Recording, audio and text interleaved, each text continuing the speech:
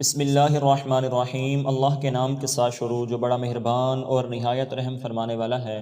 حضرت سیدنا سلمان فارسی رضی اللہ تعالیٰ عنہ سے مروی ہے کہ اللہ تعالیٰ نے کہا، جب بندہ اللہ تعالیٰ سے سوال کرنے کے لیے اس کے سامنے اپنے دونوں ہاتھ دراز کرتا ہے تو وہ اس سے شرماتا ہے کہ اس کو خالی واپس کر دے۔ حضرت سیدنا انس بن مالک رضی اللہ تعالیٰ عنہ سے مروی ہے کہ حضور نبی اکرم صلی اللہ علیہ وسلم نے فرمایا، اللہ تعالیٰ فرماتا ہے، جیسے میرے بندے کا میرے بارے میں گمان ہوتا ہے میں ویسے ہی اس کے ساتھ پیش آتا ہوں، اور جب وہ میرا ذکر کرتا ہے تو میں اس کے ساتھ ہوتا ہوں۔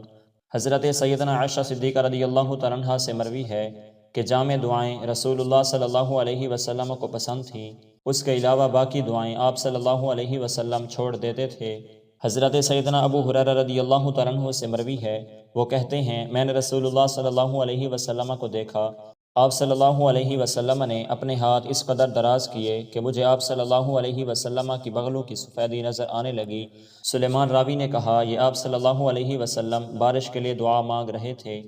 حضرت سیدنا انس بن مالک رضی اللہ تعالیٰ عنہ سے مروی ہے